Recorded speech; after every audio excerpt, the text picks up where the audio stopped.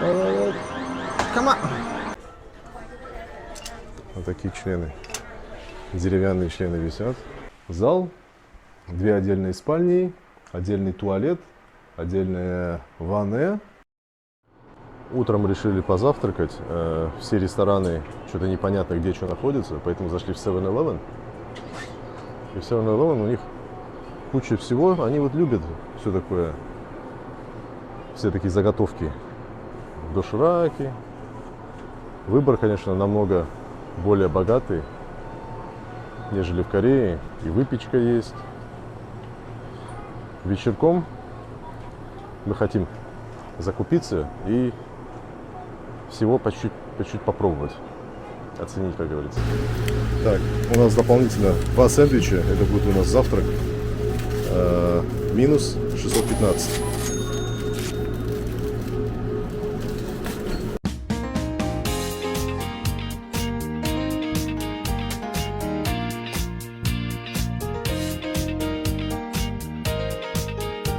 Так как сегодня идет дождь,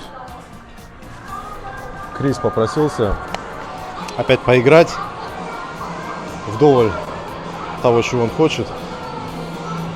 Это игровые автоматы. В общем, сколько не упрашивал Криса не тратить деньги вот на все это барахло, потому что оно отрегулировано так, что вытащить никак нельзя. Там такие щупальца. Вот сейчас Крис у нас будет пробовать.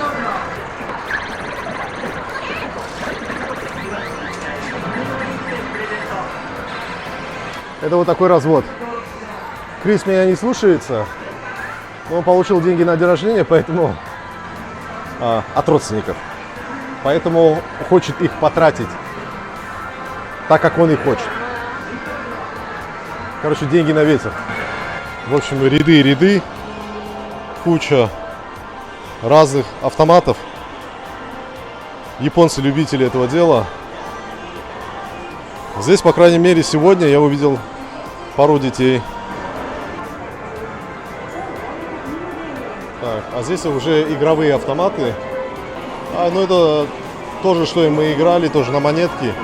Можно выиграть, можно нет. Но, конечно, можно нет. Я Крису предлагаю лучше потратить деньги, ну хотя бы на какие-то игрушки, вот, чтобы можно поиграть. Ему нравится именно что-то вытягивать. Никогда не вытягивал. Увидел это в YouTube, что какой-то блогер очень легко это все вытягивает. И решил, что он так может.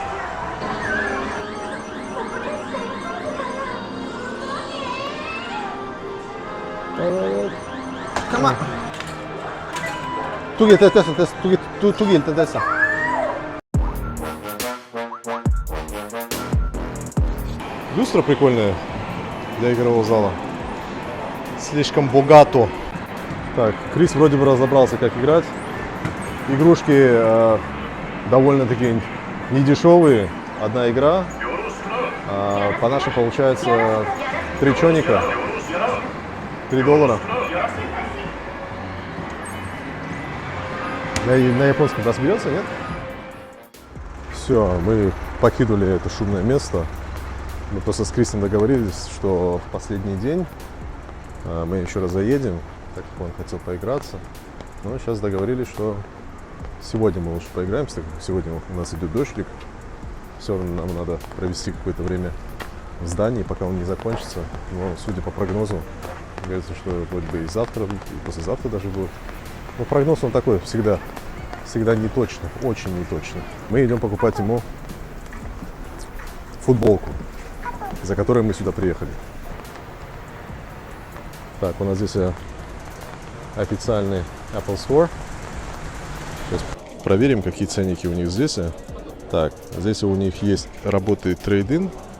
Каким образом? Если хотите купить за 149 800 йен, это по-нашему, по-корейскому будет 1 490 000. В этом случае, если вы возвращаете свой 12 Pro, если хотите купить просто за наличку, то он вам обойдется 164 800, это нашими 1 640 650 Берем 814 Pro Max на 256 гигабайт. Ценники такие же, как и в Корее. Блин, честно говоря, кейсы, которые стоят, насколько я помню, от полтинника и выше, жалко за них отдавать, с учетом того, что я, например, меняю кейсы каждые 2-3 месяца, поэтому тратить такие деньги чисто на кейс, на коробку с пластиком, и, возможно, сейчас все меня будут ругать. Сама продукция Apple, она слишком завышена по ценнику. В общем, здесь стоит охранник в углу магазина, чисто наблюдает за всем. Стоит он так целый день, он не сидит, он стоит целый день в углу. Такое ощущение, что его, как в школе, поставили в угол, наказали. Он стоит наказанным. Так себе работка.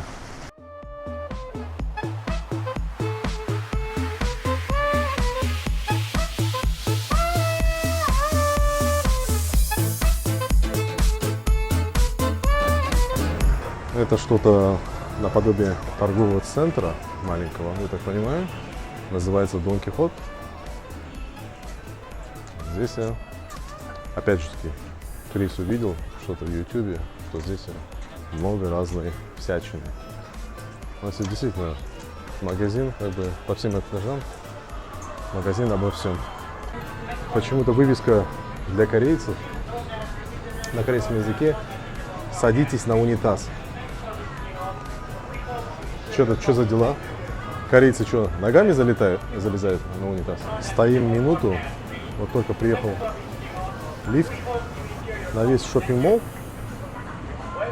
Почему-то дается маленький такой лифт, мини-лифт, буквально на 2-3 человека.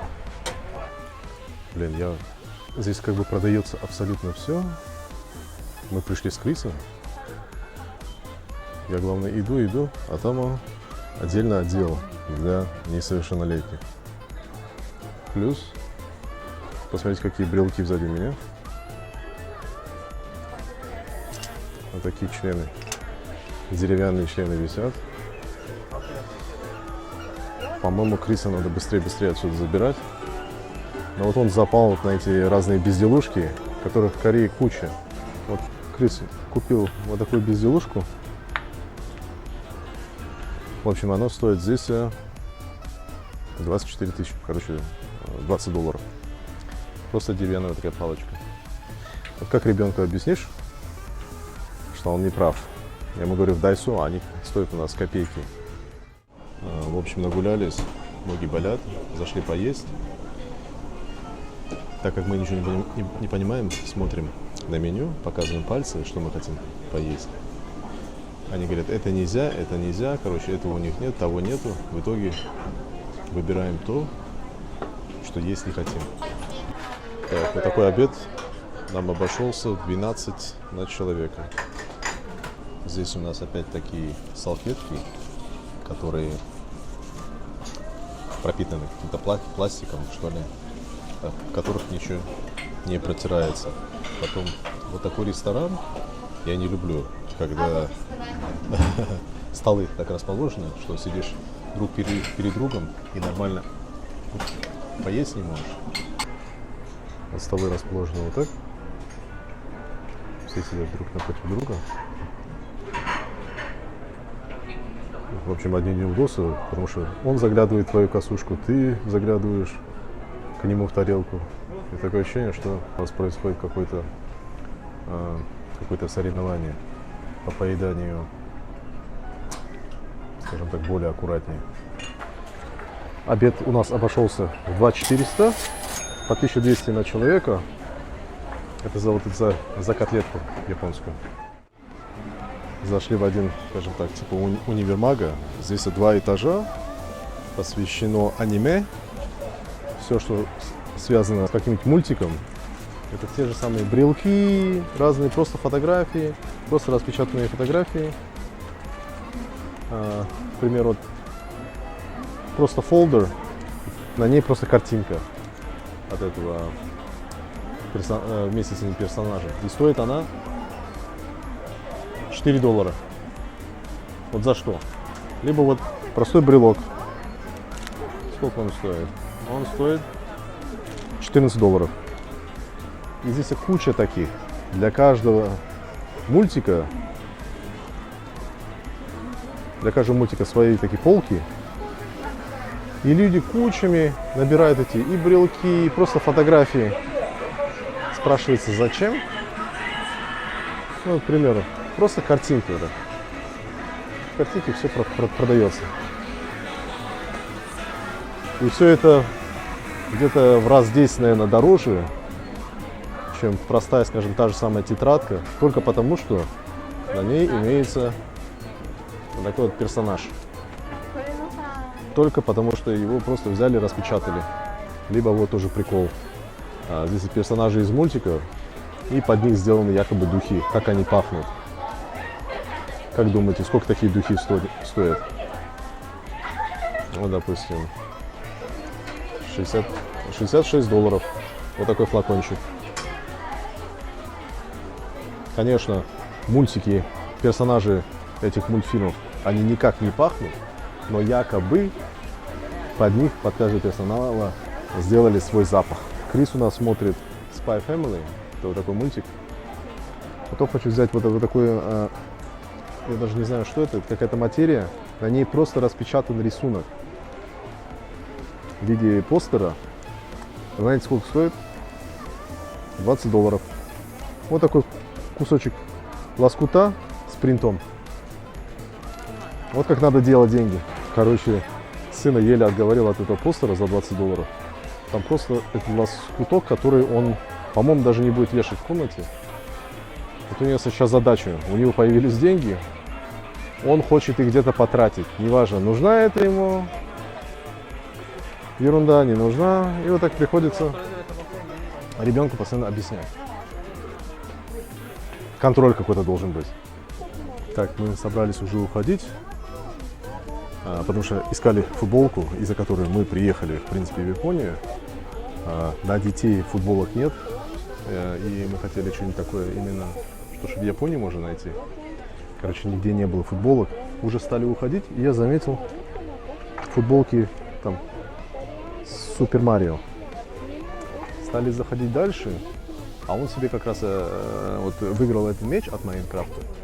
Стали доходить дальше, он увидел вот такую футболку с Майнкрафтом. Тоже видно от ихнего бренда, ну, судя по ценнику, потому что она стоит $27. Но не было размера. Размер только L-ка, а ему нужна M. В итоге там либо extra small, либо L-ка. Пришлось взять L-ку. Футболка ему прям так зашла. Он не захотел уже никакие другие футболки. Говорит, вот эту хочу. С футболкой рассчитались. Так, теперь во сколько она в общем мне выйдет, в конце ролика расскажу. Так, это не наше такси. Дверца открывается автоматом, закрывается тоже автоматом. Мы хотим поймать именно старое такси, чтобы понять, как это все работает. Почему? 얘를 어쩔 수 없다. 타자, 타자. Я стал останавливать старое такси. Перед ним ехало новое такси. Пришлось сесть новое, потому что новое вперед остановилось. Мне просто хотелось именно прокататься на старом, посмотреть, в чем проблема. Действительно ли это до сих пор старые машинки со старым интерьером, или это уже обновленные. И снаружи они просто выглядят по-старому. Я так понимаю, такси не из дешевых по сравнению с Кореей, потому что при посадке он уже где-то 5700 уже при посадке. Сейчас он нам накрутил только полпути до отеля уже 17. Хотя по расстоянию, там, если посмотреть, там совсем недалеко, буквально минут 15 езды показывает на машине. У нас вышло за такси 18, так, давайте по иенам, 1830. Из них он мне возвратил 30 копеек обратно, итого посчитал только 1800. Сегодня мы зарезервировали номер AT Hotel Hakata. Сейчас посмотрим. В общем, дали нам комнату. Мы зарезервировали на один день. Здесь заранее можно набрать себе инструментов для готовки. Здесь есть палочки, палочки, тарелочки, разные вилочки, половники, если вы будете готовить внутри. Мы готовить внутри не будем.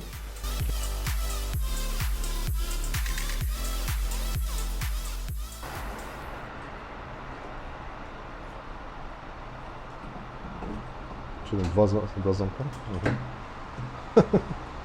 아니, 맞아, 아니.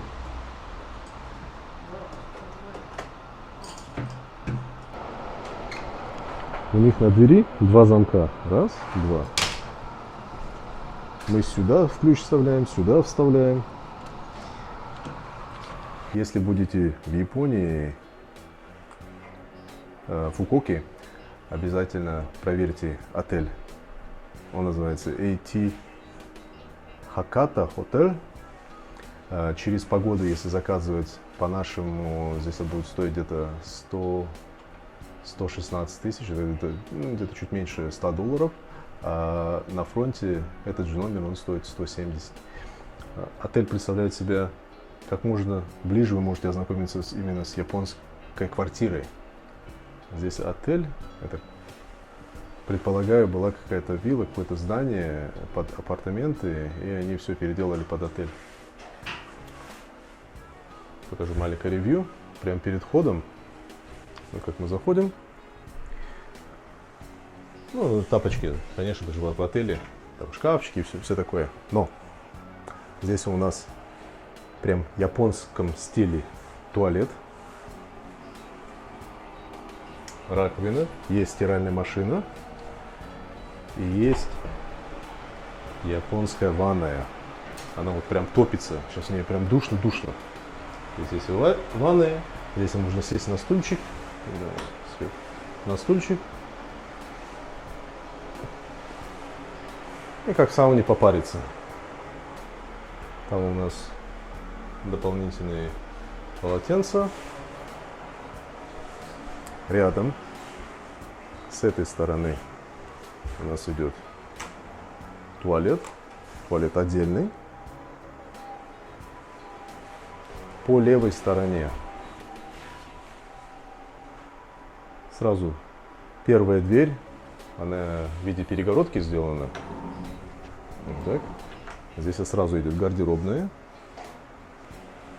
Из гардеробной вход в первую спальню. Здесь две спальни. Одна спальня с большой кроватью. Кругом окна. Полочки. Отсюда вход в зал. У него тоже есть перегородки. Соответственно, все полностью можно отделиться. Так, закрыться. Ту перегородку, эту перегородку потянуть. Отсюда переходим в зал. Потом там у нас также столешница, стол стоит. Здесь место для готовки. На фронте вы можете спуститься, взять все приборы, которые вам нужны для готовки. Они дают вот такую корзину. Мы здесь готовить не будем, поэтому взяли несколько тарелок только. Большой холодильник, такой же, как и в обычной квартире. Микроволновка, она нам сейчас понадобится, потому что мы сейчас пойдем кое-что подогревать. Печку. Идем вокруг. Идет еще одна перегородка, которая закрывает, либо открывает полный вход вот в такую еще одну спальню. Две спальни. И там еще одна гардеробная. Короче, здесь можно поместиться, ну, кучу народу. Как минимум человек 4. И у нас выход идет на балкон. На японский балкон. Вот это все про все. Ну, конечно, есть кондиционеры, по-моему, даже в каждой комнате. Да, в каждой комнате есть кондиционеры. Здесь это 3 комнаты. Зал, 2 отдельные спальни, отдельный туалет, отдельная ванная. Вот такой большой коридор. И еще 2 гардеробные. Все вместе это стоит чуть меньше $100, если вы заказываете через Agoda. Хотя там же на фронте я стал расспрашивать, говорю, да можно, так как мы заказали на 1 день, давайте мы просто продлим, вам доплатим и останемся еще на 1 день. Ну, у них своя, конечно, политика с Agoda, поэтому они нет, у них номер стоит на стойке 170 тысяч. Я прям там же на фронте, я посмотрел, что номер нам подходит, ну, по крайней мере, на 2 дня, пока мы здесь будем находиться. Так как нам подходит, прямо на месте, сделал резервацию еще на 1 день, и это стоило намного дешевле. При том, что он стоил у них на стойке 170, мы заплатили 116 через онлайн. Для чего вообще вот эта система нужна? В туалетах, чтобы выходила влажность, чтобы не появлялся вот весь этот грибок, включается вот такая и вытяжка одновременно, и сушилка, сушит комнату.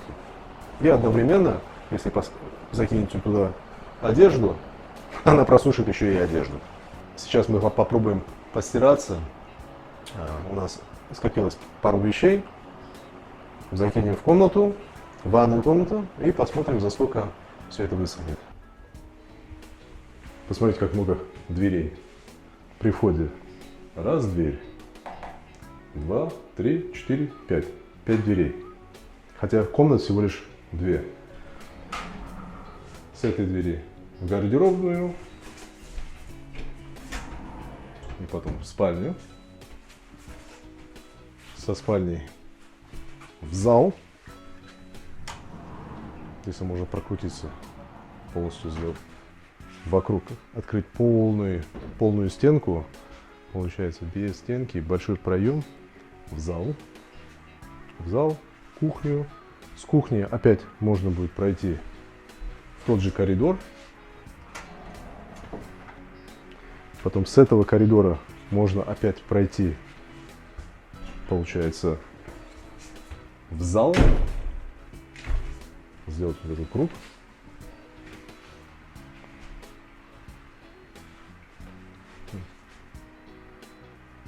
И потом открываются эти дверки. Здесь еще один большой такой проем. Вид на спальню. То есть зала я вижу и эту спальню, и ту спальню. О, идеальное решение для отеля. А если квартиры у них такие, тоже прикольно. У них очень много разных там света. Свет есть, нет? Очень много гардероба. 2 больших гардероба. Гардеробные стойки держат подушки, все такое. В комнатах имеется вентиляция. Прям слышно, что как она дует. Закрываешь, закрывает вентиляцию. Открываешь. Он прям настолько сильно дует, что входную дверь просто так открыть нельзя. На нее прям давить надо. Видно, вот эта вытяжка, она вытягивает прям очень сильно. Еще мне нравится то, что туалет здесь отдельный. У нас дома тоже мы сделали отдельный туалет. В корейских домах это всегда туалет вместе с ванной. А здесь, как в советские времена, туалет отдельный. Кстати, в туалете имеется даже рукомойник. И промыв руки, эта вода для экономии, она опускается в бачок, накапливается там и потом смывается. Очень умно. Ну, электрической беды этим уже никого не удивишь. Единственная проблема, сейчас нам нужно будет постираться, проблема со стиралкой, потому что надо будет понять, что здесь, что здесь и как, но я так подозреваю. Включение, старт пошел, а там уже по мере того, как оно все постиралось, просто выключить, чтобы не переводить все это, все, что там написано. Рядом с синком находится вот такая ниша, отодвигая. Я вот так предполагаю, что оно для ножей. Кто знает, объясните, для чего. По-моему, для ножей. Кстати, посуда здесь и была. Мы бы могли посуду не брать с собой. Также имеются приборы, но ножа здесь и нету, поэтому отдельно на стойке девушка меня спросила, мне понадобится ли нож. Я говорю, ну давайте нож. И она вот дала вот такой вот нож, запакованный в салфетку. Видно, что подготовили все новое. Дополнительные салфетки разные, типа влажные салфетки для кипячения, кипятильник, газовая плита, вытяжка, вытяжка чистая. Одна проблема с телевизором, здесь не показывает ни YouTube, ни Netflix, ничего нету. Показывает только несколько японских каналов, поэтому, если приезжаете с собой, берите лучше USB-флешку, либо какой-нибудь девайс с HDMI, чтобы перебросить на телевизор. Wi-Fi имеется. Занавески тоже сделаны продуманно. Здесь они клепаются на магнитиках. Притягиваешь занавеску, он примагничивает и все, и держит. Куда бы вы ни двигали, будет держать, пока вы ее не разъедините. Поэтому легко вы можете выходить на улицу, занавеска все равно будет держать. И еще из плюсов, смотрите, здесь настоящий прям палас, по которому приятно ходить. Он кругом идет от зала, потом в комнаты, ну, по всем апартаментам. Даже на кухне палас. Так, здесь, вы не поверите, это, короче, ходок с чажарменом. Прям с лапшой. Пробуем. Не. Я это... После этого рот надо промывать сильно-сильно. Подскажите, что за зверек? И почему у него такие большие яйца?